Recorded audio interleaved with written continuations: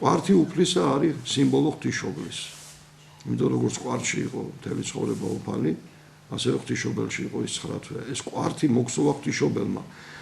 ის ასაულებრივად იყო ნაქსოვი და ტანზე ეზრდებოდა მაცხოვარს, მოგეხსენებათ საფრთხო გარდამოცემის მიხედვით და კვართი განასახიერებს ყოვლადწმინდა ღვთისმშობელს. ის არის სიმბოლო განუყოფელი ეკლესიისა, ვერ დახიეს მისმა ჯვარცველებმა. თქვენ წილი ვიგდოთ, რათა ვისი იყოს რომ ვიცოდეთო, მოდი ნუ დავხებთო და სახარება განმარტავს რომ იმიტომ ვერ დახიეს, რომ ამ კვართს ზეგარდა მოქონდა განუყოფლების თვისება მიცემული. წმინდა მეები განმარტავენ მე სახარებას. ანუ მას ეციდან ისეთი ძალა ჰქონდა, რომ მას დასანაწევრებლად ვერ შეეხებოდა ადამიანის ხელი.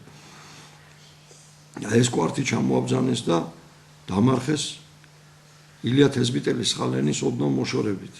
და აი ამ კვართზე აიგო მერე ამოვიდა კვიპაროსი და აიგო მერე სვეტის ცხოველი, მოგეხსენებათ. მცენარე ამოვიდა ძალიან დიდი ისეთი მარადმწვანე და შემდეგ აიგო სვეტის ცხოველი. როგორც ამბობს ჩვენი ძვირფასი პოეტი ლადო ასათიანი, ჯერ ხომ სვეტის ცხოვლის დიდ ტაძარში საქართველოს ცხელი გული ასვენიო. აი ეს კვართი უდიდესი საიდუმლოა. წმინდა მეები განმარტავენ, რომ კვართი არის განუყოფელი ეკლესიის სიმბოლო, როგორც კვართს ვერ შეეხო ბოროტი ხელი რომ დაეხია, ღვთისგან ძალა ქონდა მიცემული უნებელობის, ასევე ის არის განუყოფელი ეკლესიის სიმბოლო. ქრისტეს ეკლესიას, მსოფლიო ეკლესიას ბოლომდე დარჩება ერთიანი წმინდა და ჩაბარდება ისე მაცხოვარს. და ქვეყანას, რომელშიც თქვენიც მსოფლიო ეკლესია ადგილობრივი ეკლესიებისგან შედგება და ქვეყანას აქვს კვართია და დაფლულიო წმინდა კიპრიანი კართაგენელი ამბობს, აი ამ ქვეყნის ეკლესიას ვერ შეეხება ბოროტი, ვერ შეძლებს მის დანაწევრებას, მის დაშლას. ანუ ქვეყანას აქვს კვართია დაფლული იმ ქვეყნის ეკლესია, ბოლომდე ესე იგი დარჩება განუყოფელი, ბოლომდე დარჩება ერთიანი წმინდა და ისე ჩაბარდება ესე იგი მაცხოვარს. აი ამაშია ის საიდუმლო, რომელიც მართლაც საოცრად ჩვენ ეკლესიას ახასიათებს გამორჩეულად თემ სოფლიოში. არ არსებობს სოფლიოში ეკლესია, რომელსაც არ მიკარებოდეს ბიძი ერესის. აი თქვენ წარმოიდგინეთ ახლა. რამდენი ადგილობრივი ეკლესია იყო სოფლიოში. იერუსალიმის ეკლესია, რომის ეკლესია, ბიზანტიის ეკლესია, ანტიოქიის ეკლესია, ალექსანდრიის და ანტიოქიის ეკლესიები. ხო, ყველა მათგან იყო რაღაც სხვა ერესები, სხვა დროს. ერესი იყო ადრეს რომის ეკლესიაში მწვალებლობა, მერე საერთოდ კათოლიკობაში გადავიდნენ ისინი და სულ გადაუხვიეს ჭეშმარიტ სარწმუნოებიდან, მართლმადიდებლობიდან. რა არის მართლმადიდებლობა? მართლმადიდებლობა არის ის, რაც ჰქონდა მოციქულებს, რაც დატოვა მაცხოვარმა. მაშინ არც კათოლიკობა იყო, არც პროტესტანტობა, არც მონოფიზიტობა, ერთიანი დედა ეკლესია იყო. აი ეს არის მართლმადიდებელი ეკლესია, აი ის შენახულია უცვლელად საქართველოს და მართლმადიდებელი ეკლესიას. სამწუხაროდ რომმა გადაუხვია იქიდან მე-11 საუკუნეში სხვა გზით წავიდა. შემდეგ დასავლეთის ქვეყნები კიდევ უფრო მეტი მოწყდნენ. მანამდე კიდე მონოფიზიტობა ჩამოყალიბდა, აი რომლებიც სომხებს აქვთ.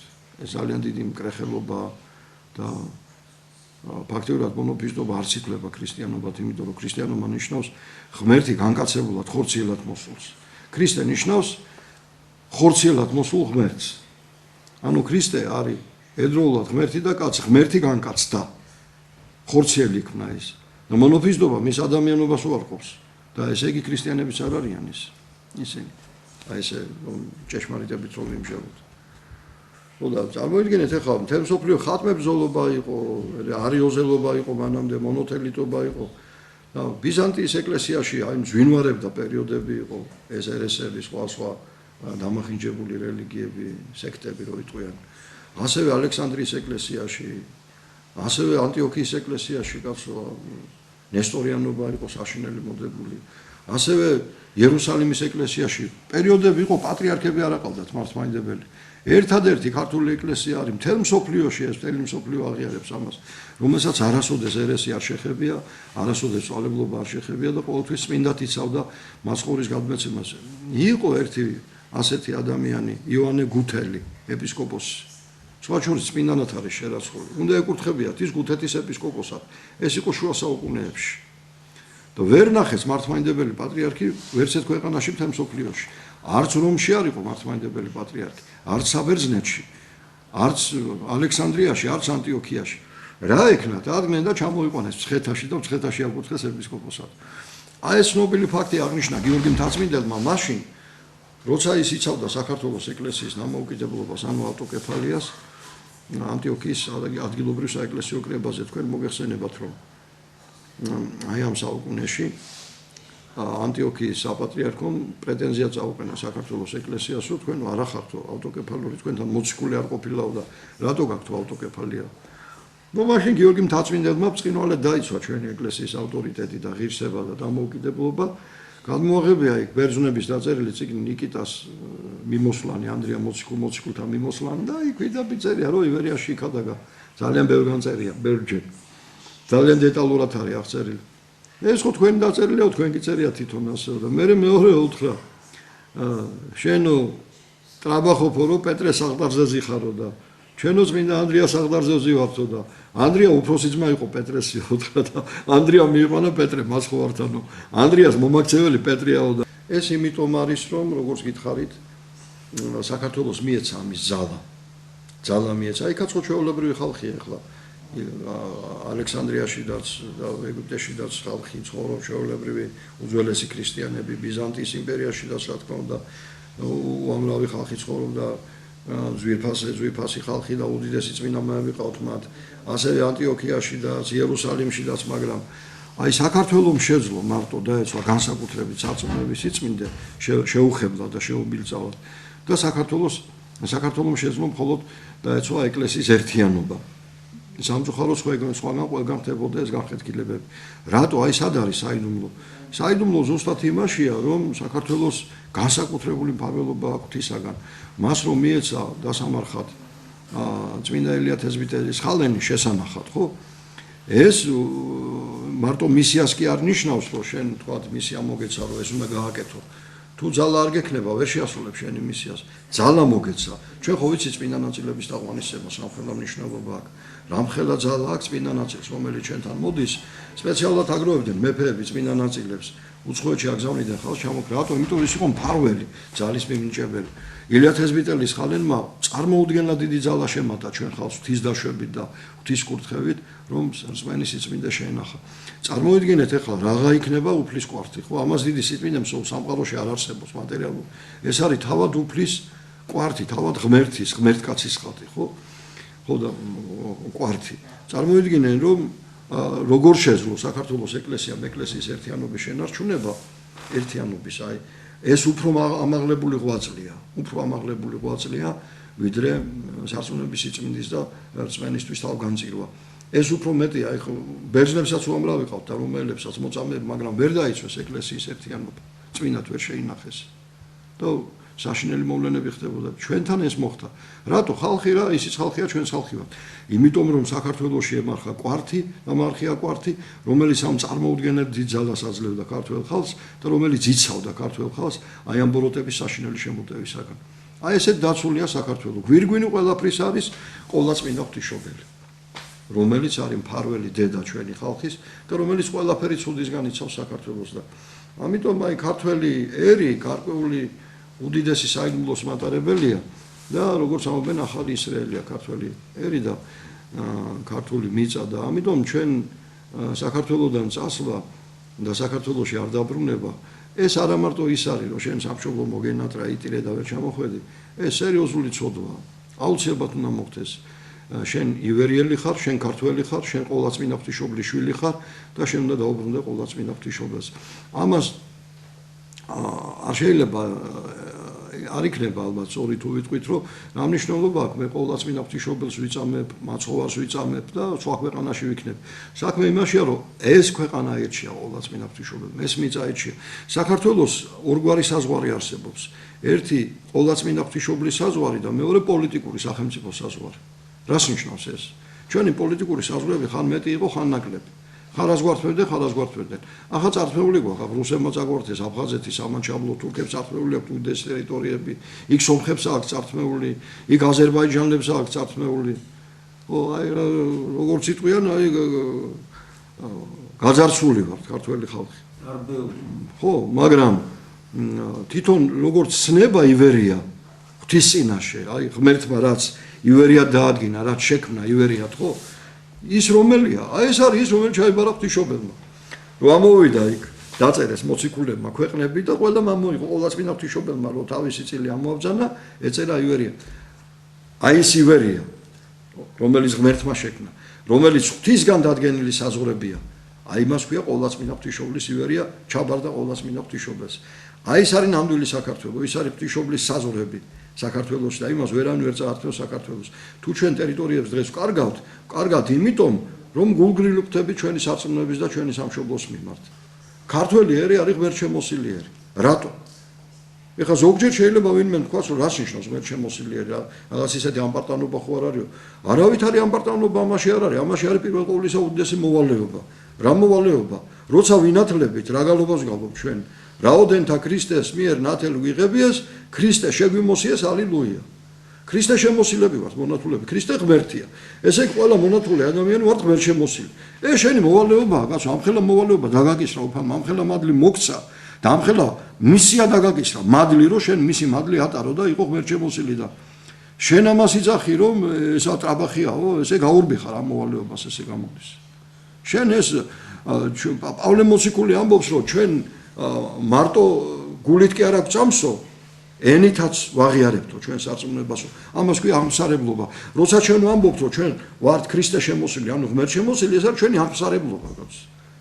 როცა ჩვენ ვამბობთ, რომ ქართველი ერი არის ღმერთშემოსილი, ეს არის ამსარებლობა. ქართველი ხალხი თავის ამსარებლობას განამხადავს და ეს ტრაბახი კი არ არის. აი ეს არის ღმერთშემოსილია ქართველი ერი.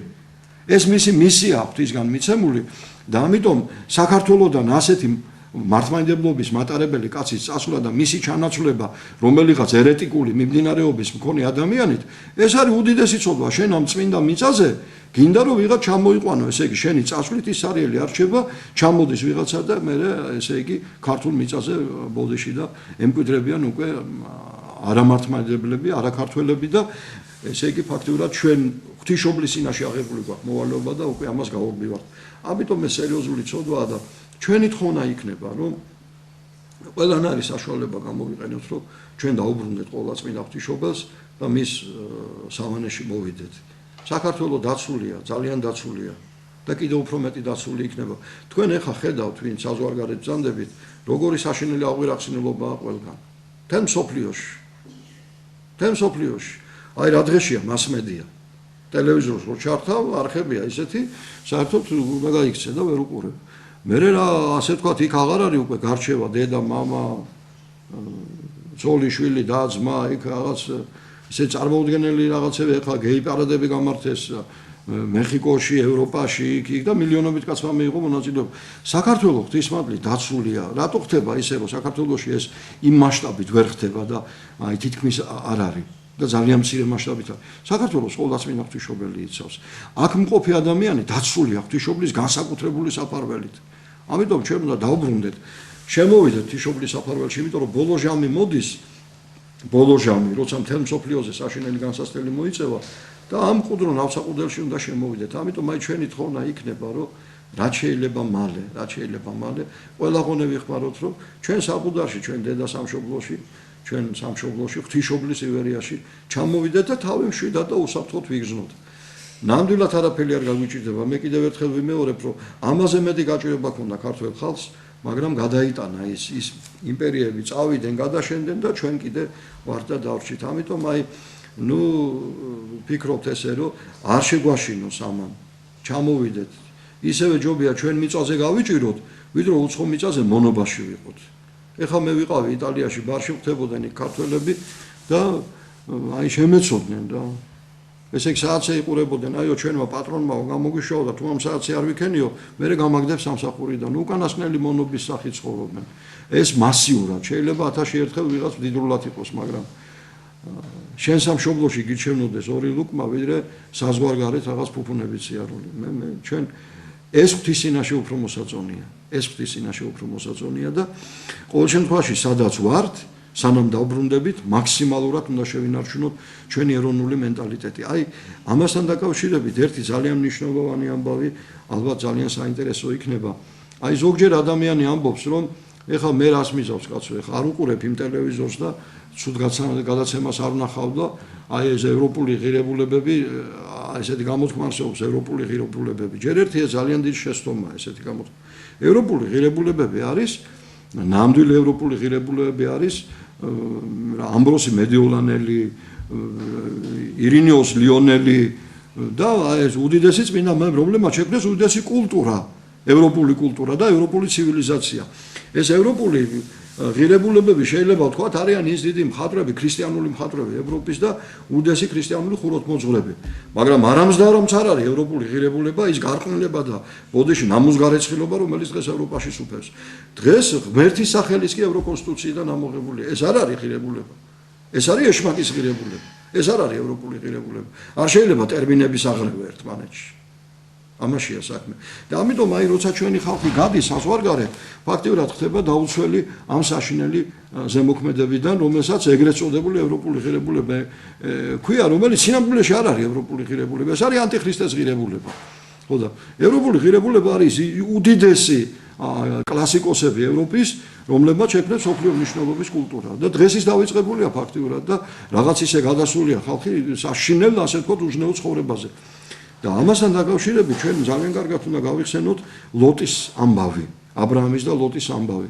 აი მოგეხსენება თქვენ, როცა საუბარი იყო იმაზე, რომ უკვე ისე გამრავლდნენ და გამდიდნენ ლოტი და აბრაამი, რომ მათ წემსებს ჩხუბი მოდიოდა, აბრაამმა უთხრა შვილო, აიო მოდი ახლა ჩვენო დავწირდეთო, შენ რომელიმე ქვეყანაში აიჩიეო, შენ ჩვენ წინ მდებარე ქვეყნიდან რომელიმე ადგილი, შენ იქ სადი მე იმის აპირისპირო წავალ, ხო არ ვიჩხუბებთ ერთმანეთში და ლოტმა გადახედა, გადმოხედა და აირჩია სოდომ გომორის ქვეყანა. რა კრიტერიუმით? მან იცოდა რომ იქ ესეთი უზნეო ცხოვრება იყო და გარყვნილი ცხოვრება. მაგრამ იქ მდიდარი ცხოვრება იყო. და იფიქრა რომ მე რა ხა ის გარყვნილი ხალხია, მაგრამ მე რა საქმე მაქვს, მე კარგად ვიცხოვრებო რა. და რა თქმა უნდა ის აბრაამი უთხრა, გააფრთხილა რომ შენ ხო იცი რომ ესეთია იქ სიტუაცია და რატომ მიდიხარ იქ? ნუ ამან ალბათ ესე უპასუხა რომ მე რას მიზავენ ისინი, მე ჩემს არწმუნებაში ვიქნები, ჩემი ის მექნება და ისინი ვერაფერს ვერ დამიშავებენ მე. არ დაუჯერა აბრაამს და წავიდა იქ და დასახლდა და შედეგად რა მოიმკო თქვენ თვითონ ნახეთ ახლა. ბიბლიას ალბათ კითხულობთ. როცა ღმერთმა სოდომ გომორი დასაჯა, გავიდა მაგის შემდეგ წლები. პატარა ბავშვები ყავდა, მაგას შვილი ბავშვები და გაიზარდნენ მერე ისინი, იქ გაიზარდნენ გოგონები, ორი გოგონა ყავდა. და როცა ღმერთმა ეს ორი ქალაქები დასაჯა, აბრაამის ლოცვით შეიწყალა ლოტი. ძმისშვილი იყო აბრაამის ლოტი და უთხრა, შეეხვერწა აბრაამმა უფალს, რომ აიო ჩემი ძმისშვილიო დაიფარეო თქვენ იცით ეს ნობილი დიალოგი. ხო და ორი ანგელოზი მიუგზავნა ლოტს. და უთხრესო წამოდიო შენო და გადარჩებიო და გადიო ეს ქალაქი უნდა დაიღუპოსო, დაწვავსო ამას ცეცხლით, გოგიძის ცეცხლით ღმერთიო და გამოიყვანეს ის ქალაქიდან, ცოლი გზაში მოუკვდა, იმიტომ რომ ღვთისნებას არ დაემორჩილა და უკან მოიხედა და თავის გოგონებთან ერთად გამოქვაბულ შეეფარა. და ეს გოგონები იყვნენ აბსოლუტურად ხელმოუკიდებელი ქალიშვილები, როგორც ბიბლია ხაზგასმით აღნიშნავს. ანგელოზებს ლოტი ეუბნება იქ გარშემორტყმულ უზნეო ხალხს, რომ ჩემი შვილებიო ხელმოუკიდებელებია, კაცის ხელი არიციან. და როდესაც გამოქვაბულში დასახლდა ლოტი, გოგონებმა დაათვრეს მამა, ბიჭი არა შვილი არ ყავს, მაგასო ბიჭიო. და ჯერ ერთი დაუწვა ლოგინში და მერე მეორე დაუწვა. აი ესეთი უზნეობა ჩაიდინეს. საშინელი აი უზნეობის უკანასკნელი საფეხური. რატო? აი ისმის კითხვა, ისინი ქალწულები ხო იყვნენ? მართალია ფიზიკურად იყვნენ ქალწულები, იმიტომ რომ მამიშიშით ვერ ბედავდნენ ცუდი საქმის გაკეთებას, მაგრამ გონებრივად იყვნენ მოწამლულები. რასაც ხედავდნენ სოდომ გომორში, ის გაიმეორეს როგორც კი მიეცათ საშუალება. აი ეს არის ძალიან საშიში. ჩვენ შვილებს რო ვზდით ევროპაში, რა ღირებულებებში ვზდით იქ? რა არის ეხლა იქ მშობლების პატივისცემა, არის იქ ზნეობრივი პატივისცემა, არის იქ სიქალწულის პატივისცემა, არის იქ ის ღირებულებები, რაც საქართველოშია, რაც მართლმადიდებულია, რაც ქრისტიანულია, თუ ის არის სექსუალური უმცირესობების პატივისცემის ღირებულება. მაგრამ ჩვენი შვილები რო იზრდება იმ გარყვნილ გარემოში, სამწუხაროდ, ხო ხედავთ ჩვენ ამას რა არის დასამალი აქ, მთელი მსოფლიო ტელევიზორები ჩართულია და ყველა ხედავთ. ჩვენ გვაქვს იმის გარანტია, რომ ჩვენი შვილები არ მოიწამლებიან და ისეთივე ბინძურები არ გახდებიან, როგორც ლოტის გოგონებმა იკადრეს. ამიტომ აი უნდა შევეფაროთ ჩვენ ყველა წმინდა ღვთისმშობელს. უნდა დავბრუნდეთ ჩვენ დედა სამშობლოში. ღვთისმშობლის საფარველში მოვიდეთ და არ მივატოვოთ ეს უდიდესი მადლმოსილი მიწა. უდიდესი მადმოსილი მიწა. რა არის ჩვენი ცხოვრება, კაცო, მშვენიერი სიმღერა აქვს ქართველებს. მოვა სიკვდილი უჩინ ვერ წამში აქ ყრისი არ ახსო.